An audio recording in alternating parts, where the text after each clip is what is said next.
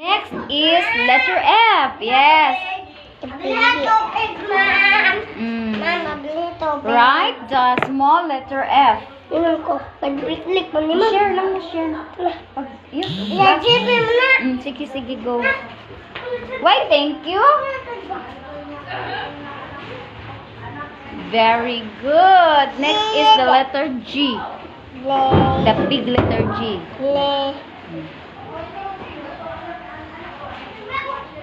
Wow. And the small letter G. Yes. Wow, very good. Yay! Next is letter H. Write the big letter H here in the blank.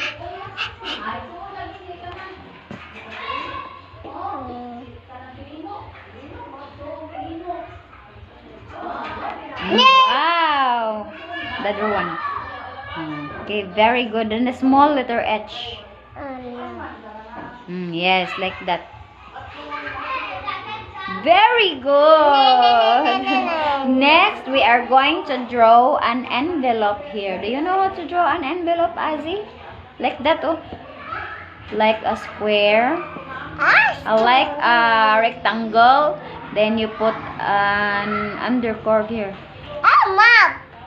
It's an envelope. Sige, go. Can you copy this one? Oh, yes. Like that. Okay. Here, beside the name.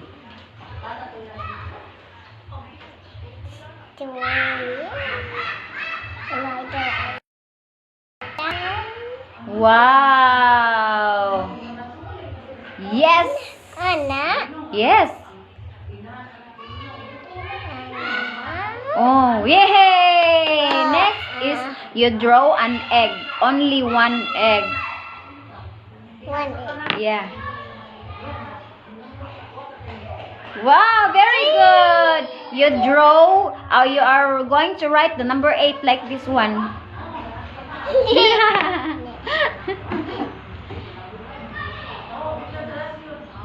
Very good. Next, do you know how to draw a flower? Circle. Then the stem. And a circle. And a circle. Very good.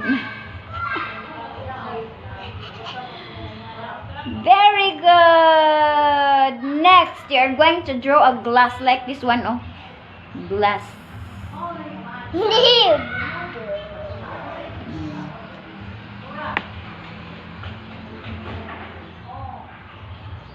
Wow. Wow. Okay, next is you are going to draw here a house. A small house. Do you know how to draw a house? Yeah. Yes. Here. House. Like this one. Like a triangle. Like a square. And the door. And the window. That's one. Oh, it's okay. It's okay. Go. And, why? Okay. Wow. Erase, erase, erase. Okay, follow me. Ano sila, Ma'am Lots? Yes, to us at gym. Ay, lang. Then, ano eh? Triangle. Triangle. Yes. Anna. Yes, Anna.